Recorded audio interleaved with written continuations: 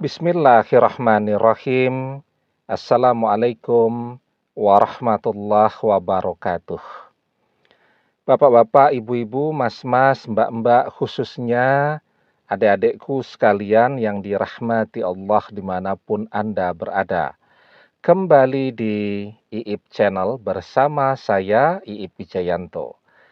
Kali ini kita akan membahas tema 3 mantan yang akan datang minta balik duluan.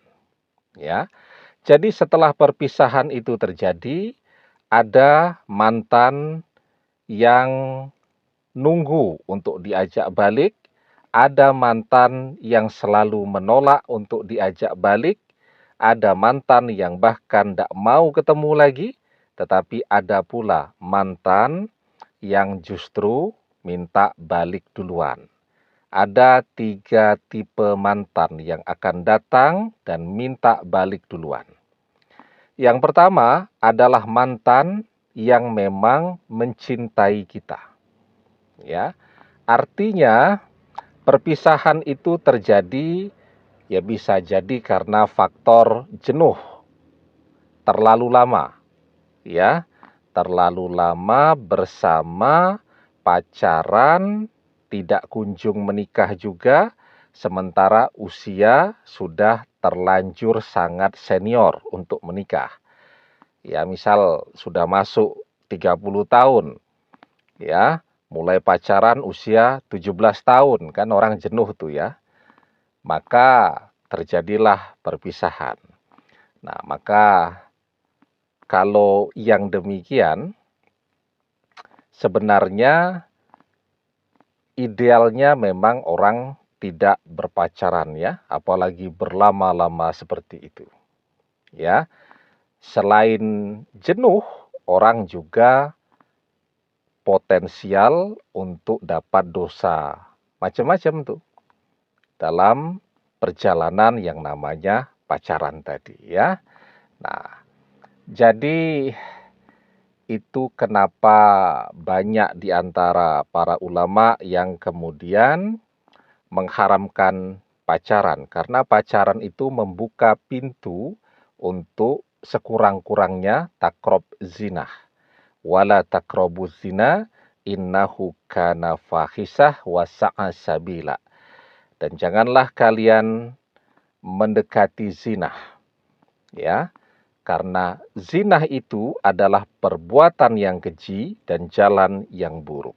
Surat Al-Isra ayat ke-32 ya. Nah, jadi bisa jadi karena kejenuhan ya, bisa jadi karena terlalu sering bertengkar, atau malah bisa jadi karena faktor cemburu. Banyak loh orang berpisah tuh karena cemburu. Kenapa cemburu? Ya karena mungkin melihat kita terlalu ramah dengan orang lain ya. Atau kita dekat dengan seseorang yang dia tidak suka dan seterusnya. Ya, jadi jangankan dua anak manusia yang saling mencintai ya. Antar teman sahabat itu aja orang bisa tuh saling cemburu. Melihat temannya lebih dekat dengan temannya yang lain, dia merasa cemburu. Kakak adik melihat orang tuanya lebih sayang kepada saudaranya, dia merasa cemburu, dan seterusnya ya. Nah, jadi itu ketika mantan memang mencintai kita. Meskipun sekarang berpisah, tapi dia memang mencintai.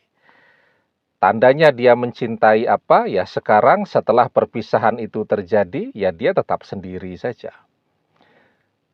Media sosialnya isinya curhat, ya, kesepian, kerinduan, dan seterusnya.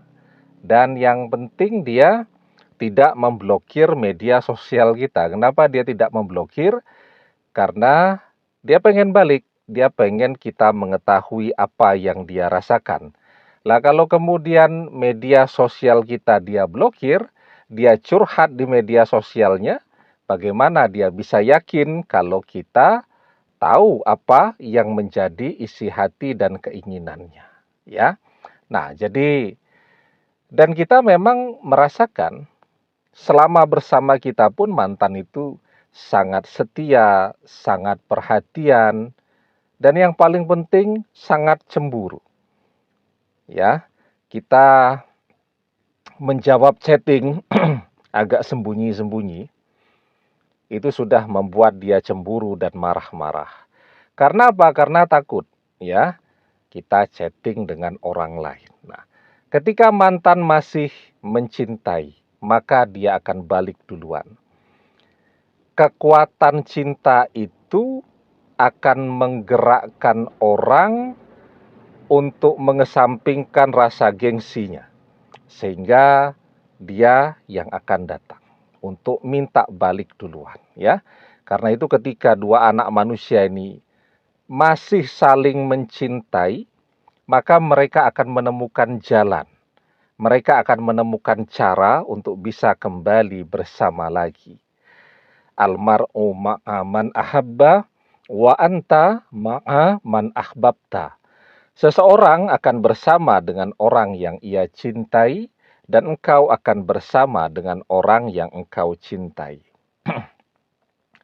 Itu yang pertama. Kemudian yang kedua,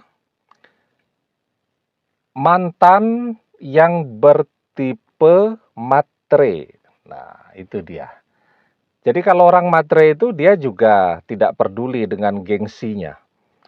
Ya, ketika memang dia melihat bahwa sekarang ternyata setelah perpisahan itu terjadi, kita sukses nih. Duit kita banyak. Ya, dan seterusnya. Nah, maka dia akan mengesampingkan gengsinya untuk kembali kepada kita, minta balik duluan. Karena khawatir kalau dia tidak cepat-cepat, nanti terlanjur kita direbut oleh orang lain. Ya, jadi saya sering menyampaikan, bagi orang yang matre, cinta itu tidak ada. Ya, cinta itu adalah uang, adalah harta. Ketika orang masih duitnya banyak, maka dia akan mencintai. Tetapi ketika duitnya habis, maka cinta pun selesai. Ya, nah, kemarin mantan mengkhianati kita demi orang ketiga, karena orang ketiga duitnya banyak. Maka yang dia lakukan adalah ngejar-ngejar untuk bisa bersama orang ketiga. Ketika uang kita sekarang lebih banyak daripada yang pernah dimiliki oleh orang ketiga, dan orang ketiga, ya, sekarang uangnya nyusut terus, tambah habis karena bersama dengan mantan harus belanja terus yang mahal-mahal, maka mantan tidak akan malu-malu, tidak akan gengsi untuk datang dan ngejar-ngejar kembali kepada kita. Ya. Nah, jadi kan solusinya jelas tuh ya. Kalau kita pengen menundukkan mantan yang bertipe matre, kuncinya duit kita harus banyak. Nah, selalu pertanyaannya, sering saya baca tuh. Padahal juga di video yang lain sudah sering dibahas. Terus kalau mau kaya, mau kerja apa, Ustadz? Sementara modal tidak punya. Nah, kita itu selalu berpikirnya mainstream begitu ya, bahwa yang namanya bekerja itu harus melamar pekerjaan, bekerja itu harus ada kantornya begitu kan. Kemudian berangkat jam 7 pagi, pulang jam 6 sore, dapat gaji bulanan, atau kalau mau usaha bisnis itu harus punya modal, harus punya tempat, harus begini, harus begitu. Nah, itu cara berpikir yang mainstream. Padahal zaman sekarang itu adalah zaman di mana siapa yang berani out of the box ya. Jadi dia keluar dari kebiasaan, maka dia akan sukses. Dia tampil beda tuh. Kalau orang bekerja, melamar pekerjaan, dia membuka lahan pekerjaannya sendiri. Ya. Kalau orang bekerja butuh modal, nah dia eksplor dirinya. Jadi modal itu iya uang. Tapi kalau tidak punya uang, ada teman di situ, itu modal. Kalau tidak punya teman, ada skill. Ya, kita selalu bertanya-tanya, saya tidak punya skill. Padahal tanpa dia sadari skillnya luar biasa. Tiap hari dia masak di rumah. Ada tuh seorang ibu tanya, saya itu cuma ibu rumah tangga, tidak punya skill apapun, tidak pernah kuliah dan seterusnya. Ketika suami saya mengkhianati saya, dia bilang, saya kebingungan untuk menafkahi anak-anak.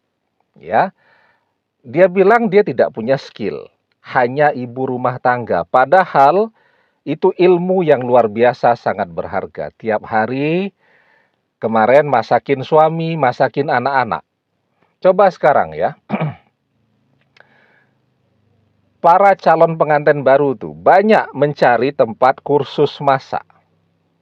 Ya, dan hebatnya lagi sekarang bahkan televisi membuat lomba masak.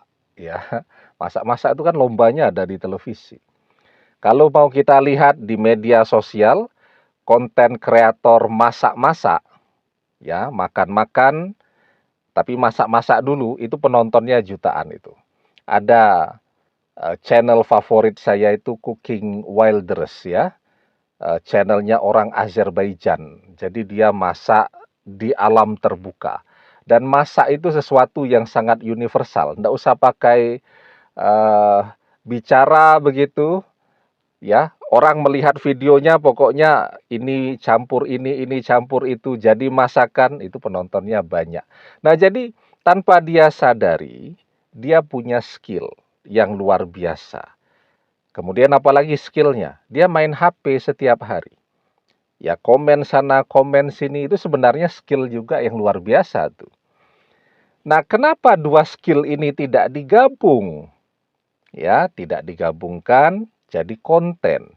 Sekarang ini kan zamannya konten kreator. Karena itu, banyak bahkan orang yang sudah bekerja mapan, bosan dia, tidak punya tantangan. Ya, sehingga resign dari tempat kerjanya. Buat jadi apa? Buat jadi konten kreator. Kenapa? Karena dia tahu persis ya, bahwa skillnya ini kalau dia gunakan untuk bekerja di pabrik atau di perusahaan gitu, gajinya bulanan. Tapi kalau ini dia jadikan konten, nilainya akan jauh lebih tinggi.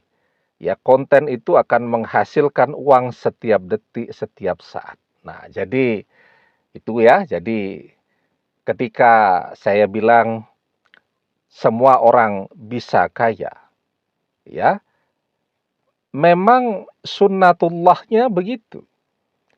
Siapapun bisa kaya asal dia mau berusaha, asal dia kreatif, asal dia mau terus belajar, ya.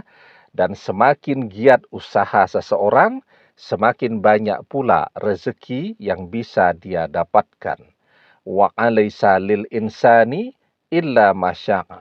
Dan bahwasanya seorang manusia tiada memperoleh selain apa yang telah diusahakannya. Itu yang kedua. Ya, tipe mantan yang akan kembali sendiri adalah mantan yang matre. Nah, kemudian tipe yang ketiga, mantan yang tidak mandiri. Artinya selama bersama kita, dia sangat tergantung dengan kita. Nyetir tidak bisa, kemanapun harus kita yang antar jemput. Bawa sepeda motor tidak bisa, kemanapun harus kita yang antar jemput. Bahkan misal mau beli baju nih, ya harus bawa kita untuk memilihkan.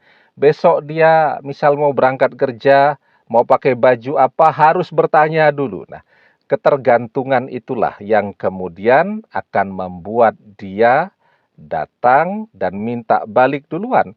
Karena apa? Setelah berpisah, dia sadar dia tidak bisa ngapa-ngapain sekarang. Karena begitu besarnya ketergantungannya dan kebutuhannya kepada kita. Demikian, semoga bermanfaat. Wallahu a'lam bissawab, billahi taufik wal hidayah.